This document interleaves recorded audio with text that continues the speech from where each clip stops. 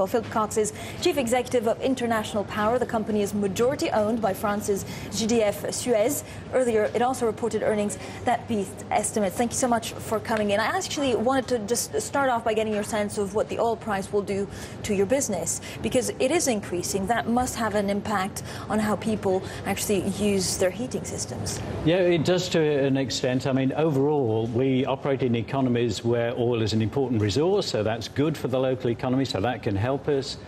Power prices are often linked to oil, more so to gas, but there is some linkage there.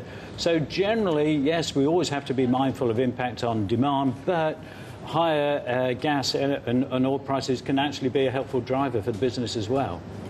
For you, but in terms of your customers, is there not a concern that if it goes too high, then people say, well, I really have to watch out on how I use it because otherwise my cost will skyrocket? Yeah, of course, and that's why we're very focused on energy efficiency within our power plants. And we also operate and own not just sort of thermal coal and gas and oil fire plants, but a growing renewable and a very important hydro business. So quite a lot of our business is de-linked from oil as well. So that's good news for the consumer. Now, of course, you're part of GDF. In terms of what you're seeing for the future, any acquisition plans? Well, our growth plans, growth overall is very important to us, and we're very active. We've got just under 7 gigawatts. That's over 15% of our capacity under construction right now, and a very healthy pipeline thereafter. Acquisitions can always form a part, but we've got really terrific access to high growth markets, Latin America, Asia, Middle East, and that's where we're building new.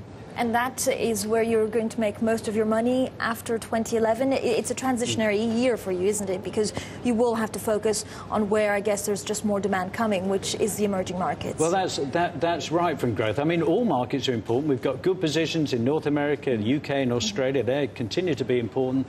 But in terms of growth, yes, these developing economies growing at about 4 to 6% per annum for power growth. That's a lot in our sector. So that, with young population, low per capita consumption, growing population, that's a very good backdrop for further sustainable growth for us. What's your biggest concern for this year? The economy is still very uncertain. Yeah, we'd love to, of course, to see demand levels come back, but our business is very significantly forward contracted, so we are insulated from that to an extent. So I think the outlook is good. We've just got to deliver on our plans. That's really our big focus. And will you deliver? Is there any kind of setback that may mean that actually your plans will be delayed a little bit? No, we think we're in good shape. Our construction program, which is a big one, is on track, so we feel confident about the outlook.